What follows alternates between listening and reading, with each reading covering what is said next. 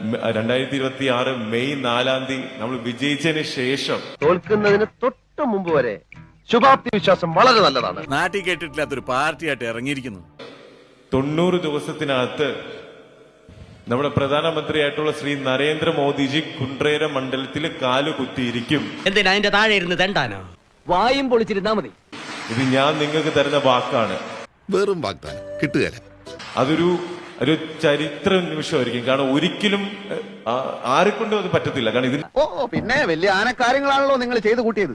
എനിക്കിപ്പോഴും വിഷ്വലൈസ് ചെയ്യാൻ പറ്റും. അത്രയും ജനസാഗരം ഒഴുകുന്ന ഒരു പരിപാടിയായിരിക്കും.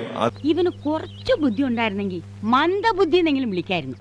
ഞാനല്ല എന്റെ ഫ്യൂച്ചർ മുൻകൂട്ടി കണ്ട് ഞാൻ അതിനുവേണ്ടി ഹാർഡ് വർക്ക് ചെയ്യുന്ന ഒരാളാണ്. ഭയങ്കരം തന്നെ. ഞാൻ ചുമ്മാ ഞാൻ വിജയിക്കും അല്ലെങ്കിൽ നമ്മൾ വിജയിക്കും എന്ന് പറയുന്ന ഒരാളല്ല.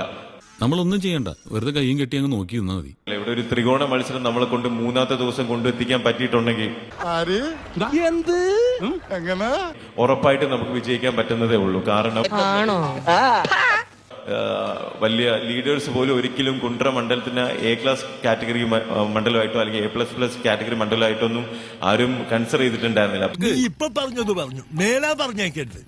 എന്റെ തലയ്ക്ക് മുകളിൽ ഒന്നുമില്ല, തലയ്ക്കുള്ളിലും ഒന്നുമില്ല. ഞാനിവിടെ വന്നതിന് ശേഷം നമ്മുടെ പ്രവർത്തനം കാരണം, നമ്മുടെ പാർട്ടിയിലെ എല്ലാ പ്രവർത്തകരുടെയും പ്രവർത്തനം കാരണം സ്വന്തം ഇഷ്ടത്തിന് തട്ടിവിടുന്ന നാക്കെടുത്താന്നുണേ പറയൂ.